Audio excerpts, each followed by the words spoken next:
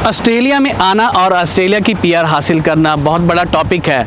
बहुत सारे लोग अपनी होम कंट्री से ऑस्ट्रेलिया आने की प्लानिंग कर रहे हैं और वो इस उम्मीद से आ रहे हैं कि वो ऑस्ट्रेलिया में पीआर हासिल करेंगे। और बहुत सारे लोग ऑलरेडी ऑस्ट्रेलिया में हैं, एजुकेशन कंप्लीट कर चुके हैं, बैचलर या मास्टर, और पीआर लेने के इंतज़ार में हैं और वो चाहते हैं कि जल्द से जल्द उनको पीआर मिल सके यहाँ पे ऑस्ट्रेलिया में। क्योंकि आपको पता है कि ऑस्ट्रेलिया में जो लॉस हैं इमिग्रेशन के, वो काफ़ी चेंजेस होते रहते हैं यहाँ पे। तो बहुत सारे लोग हैं जो ऑस्ट्रेलिया की पीआर को चाहते हैं कि जल्द से जल्द वो हासिल कर सकें कानून चेंज होने से पहले। सो दोस्तों, आज का टॉपिक ऑस्ट्रेलिया के पीआर पे है। आप सब लोग जानते हैं कि ऑस्ट्रेलिया की पीआर जो है वो पॉइंट बेस पे है। मींस आपको पॉइंट्स कैलकुलेट करने पड़ते हैं, जिसके अलग अलग फैक्टर्स हैं, जिसमें आपकी सबसे पहले एज आती है कि आपकी एज के कितने पॉइंट्स हैं। फिर आपकी एजुकेशन है कि आपने अपनी ओवरसीज़ होम कंट्री से कोई एजुकेशन हासिल की है, लाइक आपने कोई बैचलर या मास्टर वहाँ पे कर चुके हैं, या आपने कोई स्टडी ऑस्ट्रेलिया में की है, तो उस चीज़ के आपके पॉइंट्स कैलकुलेट होते हैं। और तीसरे नंबर पे बात आती है कि आपके पास इंग्लिश में कितने स्कोर है। मींस आपके पास कोई आपने पीटी की है, कोई आपने आइलेट्स की है, आपके पास 6 ईच हैं, 7 ईच हैं, 8 ईच हैं, सबके अलग अलग पॉइंट्स हैं दोस्तों। सो चौथे नंबर पे बात आती कि क्या आपके पास कोई ओवरसीज़ एक्सपीरियंस है। जो एक्सपीरियंस आपकी ऑलरेडी जो एजुकेशन आपकी ओवरसीज़ की, आपकी होम कंट्री की है, उसके रेलेवेंट। नहीं तो आप ऑलरेडी अगर ऑस्ट्रेलिया में हैं तो क्या आपके पास ऑस्ट्रेलिया का कोई एक्सपीरियंस है।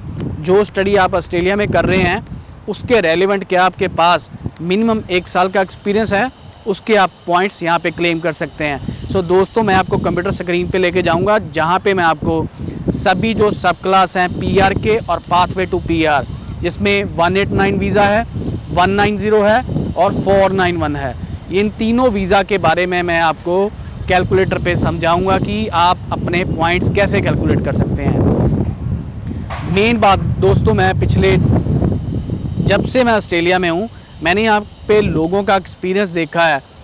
क्या होता है कि लोग बिना, बहुत सारे, मैं सबको नहीं कहूँगा, बहुत सारे लोग बिना प्लानिंग्स के ऑस्ट्रेलिया में आ जाते हैं। होता क्या है कि मान लो किसी भी स्ट्रीम में उनकी बैचलर है या उन्होंने किसी भी स्ट्रीम में सीनियर सेकेंडरी पास आउट कर ली इंडिया में, तो उनकी एक ही इच्छा होती है कि हमारा ऑस्ट्रेलिया का वीज़ा लग जाए, और एजेंट जो भी कोर्स उनको प्रोवाइड करता है वो कोर्स लेके वो यहाँ पे आ जाते हैं।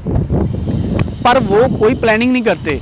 उनको होता है कि हम ऑस्ट्रेलिया पहुँच जाएं, हमारी स्टडी शुरू कर लें, साथ के साथ जॉब अप्लाई कर दी, जॉब ले ली, बिज़ी हो गए, स्टडी कंप्लीट कर ली। पर दोस्तों, होता क्या है कि जैसे मैं आपको बता के हटा हूँ कि ऑस्ट्रेलिया की पीआर जो है वो पॉइंट बेस है। तो अलग अलग स्ट्रीम्स हैं दोस्तों। जैसे फॉर एग्ज़ाम्पल अकाउंटिंग और आईटी की बात करूं, तो इसमें जो इनविटेशन आता है, क्या होता है कि जब भी आप स्टडी अपनी कंप्लीट कर लेते हो तो आपको स्किल असेसमेंट करवानी होती है।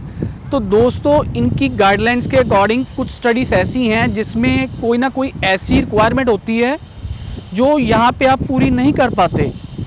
अगर आप पूरी कर भी लेते हो तब भी आपके पॉइंट्स पूरे नहीं होते और आप पीआर हासिल नहीं कर पाते और दोबारा से आपको स्टडी वीज़ा पे आना पड़ जाता है।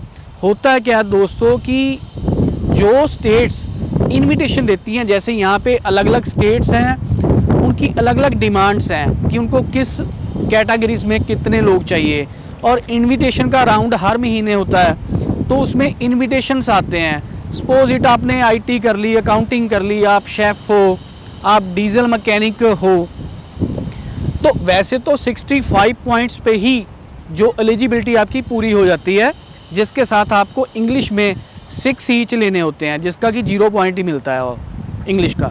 तो होता क्या है कि बहुत सारे कोर्सेज ऐसे हैं जिसमें आपको ऑस्ट्रेलिया का एक्सपीरियंस आपकी एजुकेशन के रेलिवेंट मिनिमम 1 साल का चाहिए होता है, और साथ में आपको कई कोर्सेज में 7 ईच की रिक्वायरमेंट होती है। ये रिक्वायरमेंट पूरी करके आप स्किल असेसमेंट करवाते हो। बहुत सारे इंटरनेशनल स्टूडेंट हैं, वो 7 ईच तो मुश्किल से ले लेते हैं। होता क्या है कि उनकी बैचलर या मास्टर जिस स्ट्रीम में की है, उन्होंने जिस प्रोफेशन में की है, उस प्रोफेशन के अकॉर्डिंग उनको ऑस्ट्रेलिया में जॉब ही नहीं मिलती, और 2 साल की स्टडी भी वो पूरी कर गए और उसके बाद टीआर वीज़ा होता है सब क्लास 485। तो 485 का भी 2 साल का वीज़ा है, वो भी निकल गया। और मीनवाइल उनको जॉब नहीं मिली।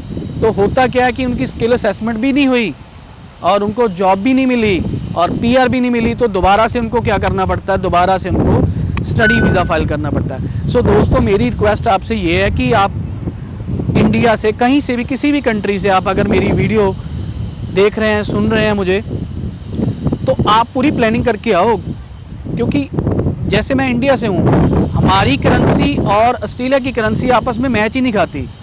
तो बहुत सारे लोग जो यहाँ पे अपनी होम कंट्री से इतने पैसे लगाकर ऑस्ट्रेलिया में एक सपना लेके आते हैं कि वो यहाँ पे स्टडी कंप्लीट करके जल्द से जल्द पीआर हासिल कर लेंगे, पर वो सपना इतनी जल्दी पूरा नहीं होता। क्योंकि उनमें क्या है कि उनकी खुद की भी गलती हैं, क्योंकि वो प्लानिंग ही नहीं करते।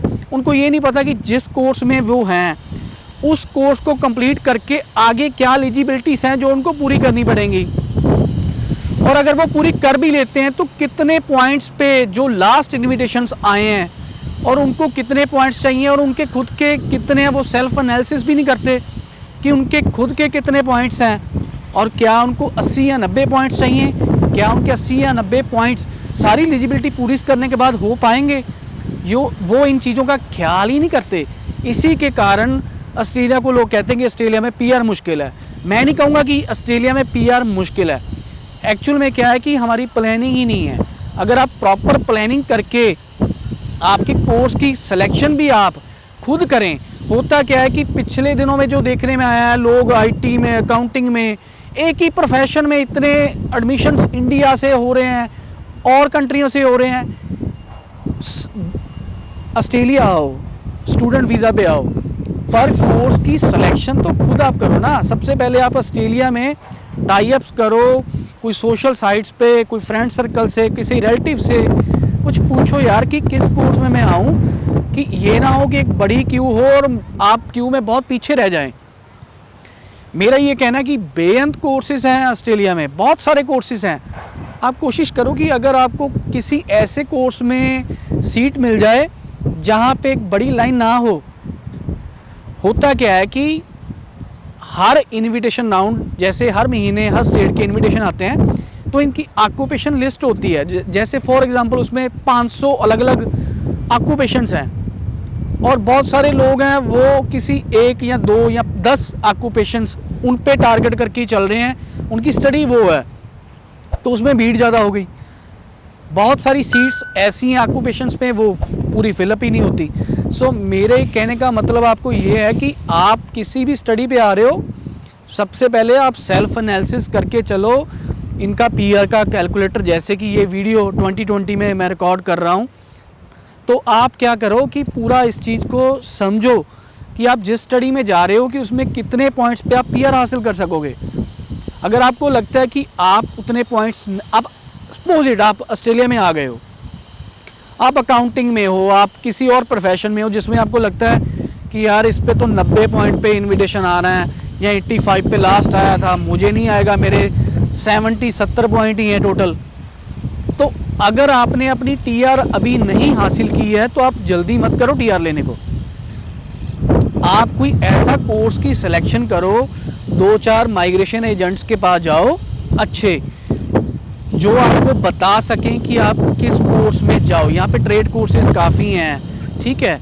और आप सिर्फ एक वोट पे मत चलो, आप सबसे पूछो 3-4 लोगों से, और उसके बाद सेल्फ एनालिसिस करो कि सबकी वोट किस तरफ गई है।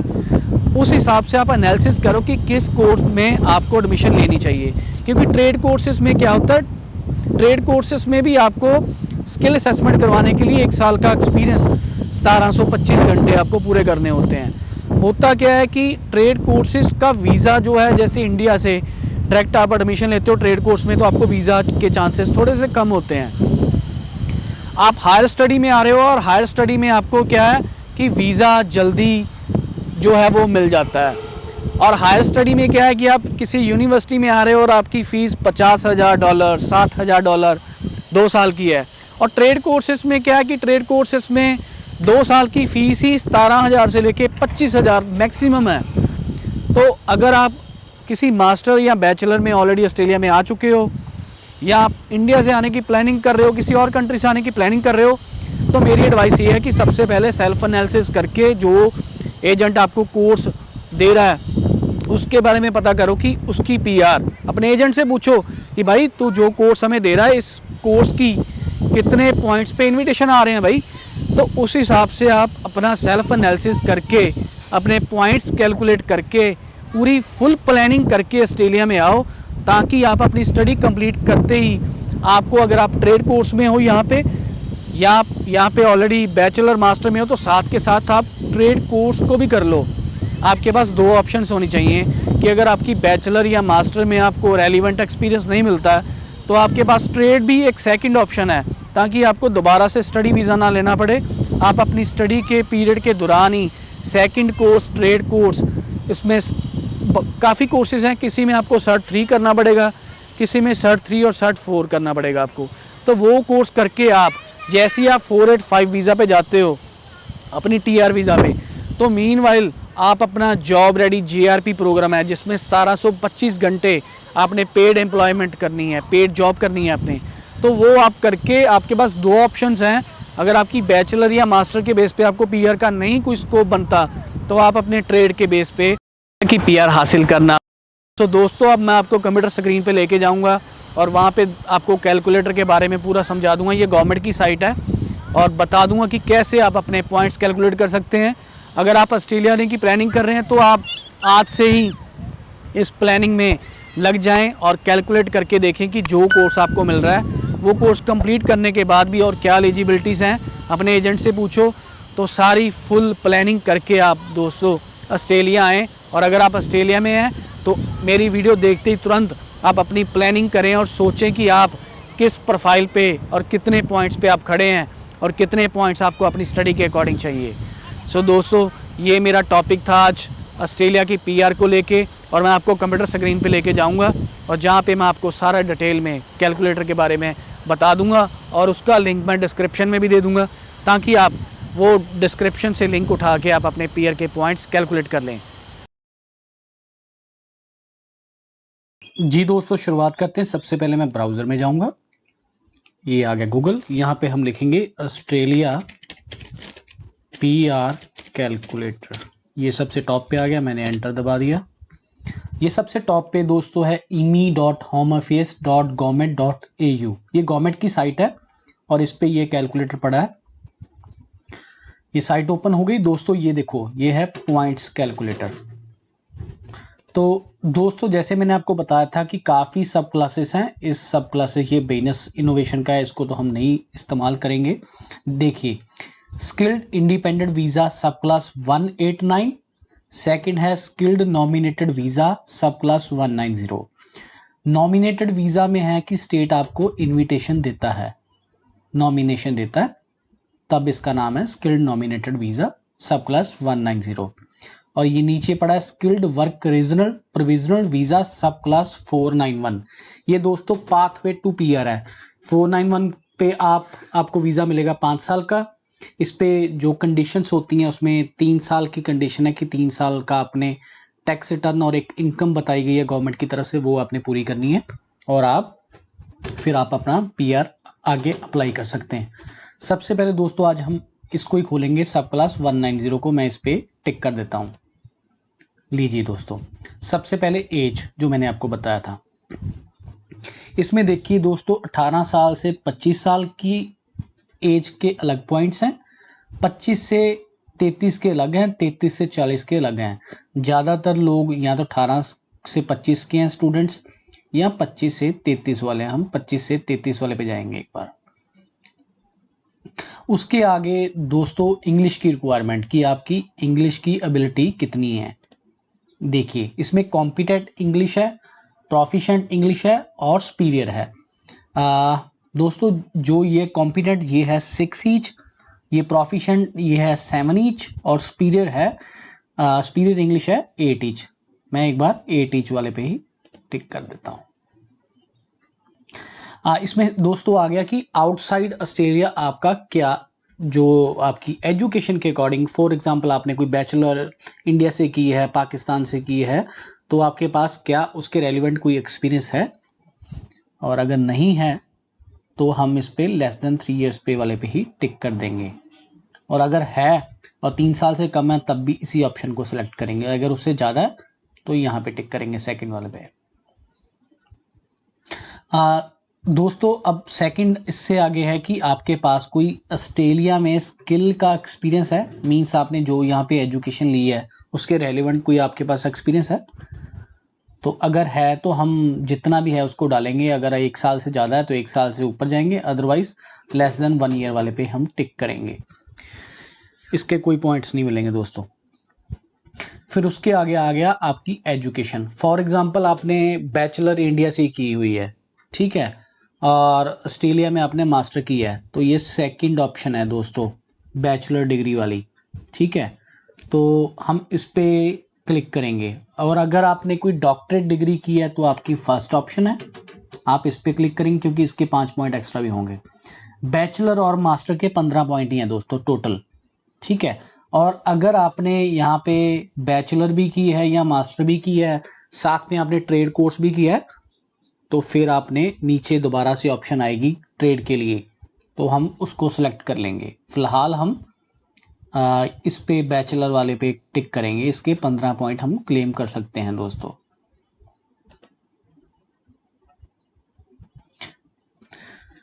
इसमें पूछना है कि आपने कोई 1 साल का कोई यहाँ पे कोई डिग्री, कोई डिप्लोमा, कोई ट्रेड क्वालिफिकेशन ली है, तो अगर आपने कोई भी ऑस्ट्रेलिया से एजुकेशन ली है तो आप यहाँ पे यस करेंगे, अगर नहीं ली तो नो करेंगे। अगर आप अपनी होम कंट्री में बैठ के इसको चेक कर रहे हैं तो फिर इसको नो करेंगे, अगर आपने ऑस्ट्रेलिया में कोई एजुकेशन ले ली है तो फिर इसको यस करेंगे।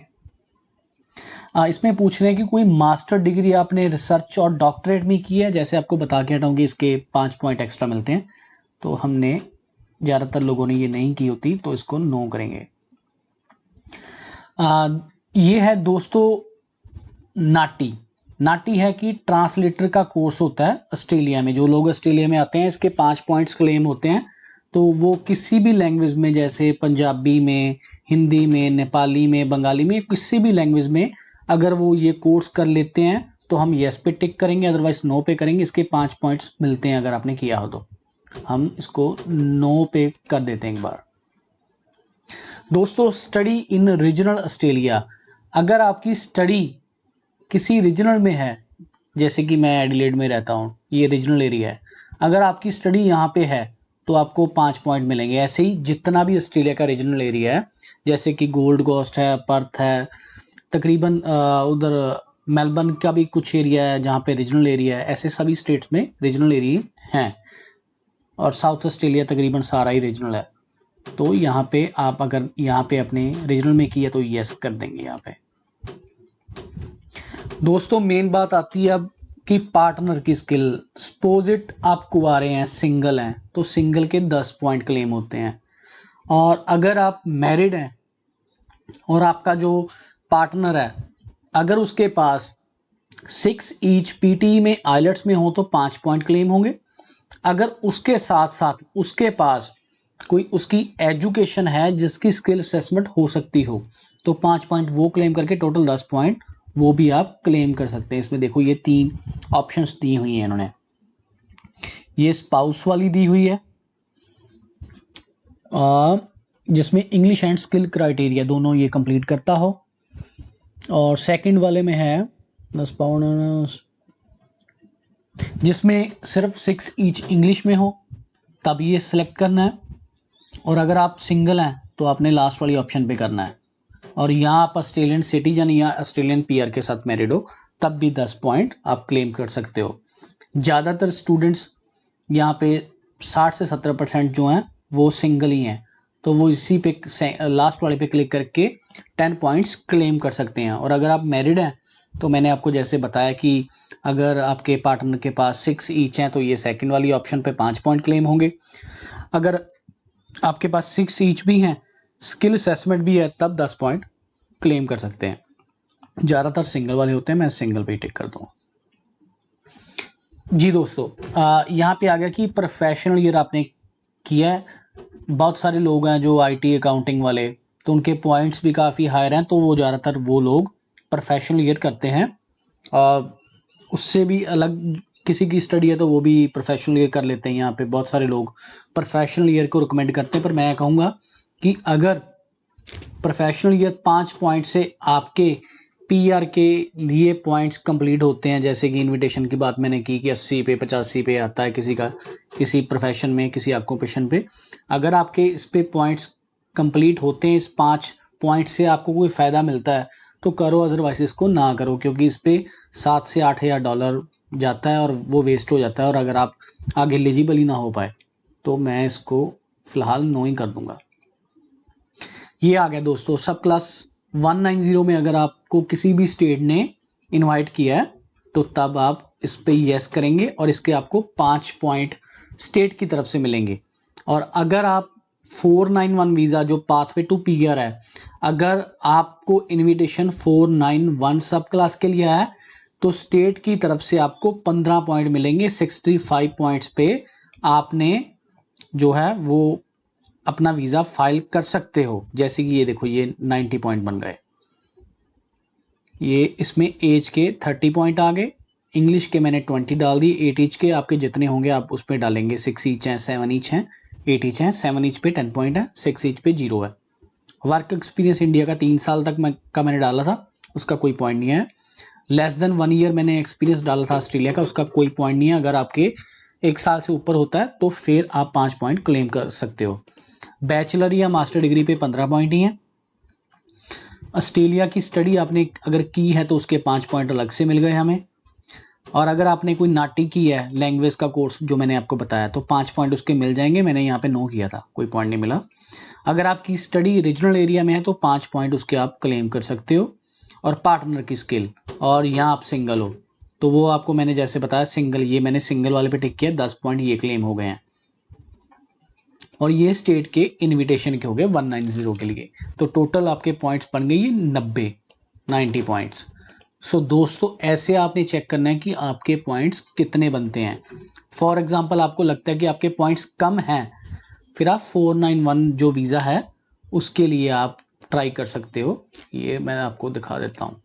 उसमें क्या है, उसमें आपके 15 पॉइंट स्टेट के ही बन जाएंगे, बाकी सारे सेम ही रहेगा, बाकी सारे पॉइंट सेम ही रहेंगे जैसे इस पे मैंने कैलकुलेटर पे किया है। अगर ये आप skilled work regional provisional visa इस पे सेलेक्ट करते हो तो आपको स्टेट की तरफ से 15 पॉइंट मिलेंगे। फॉर एग्जांपल आपके 50 पॉइंट्स बनते हैं खुद के, और 15 स्टेट की तरफ से डाल दें हम तो 65 आपके पूरे हो गए। तो ऐसे करके आप 491 के लिए भी वीज़ा फाइल कर सकते हो अगर आपके पॉइंट्स कम है तो। दोस्तों आपको ये मेरी वीडियो कैसी लगी ये कमेंट सेक्शन में बताना, और मेरी वीडियो को लाइक करें, शेयर करें, सब्सक्राइब करें और बेल आइकन की घंटी दबा दें ताकि मेरे चैनल पे आने वाले सभी एपिसोड की अपडेट्स आपके पास तुरंत पहुंच सके। चलिए दोस्तों मिलेंगे एक नए एपिसोड में नई वीडियो के साथ, तब तक के लिए नमस्ते, सत श्री अकाल, थैंक यू।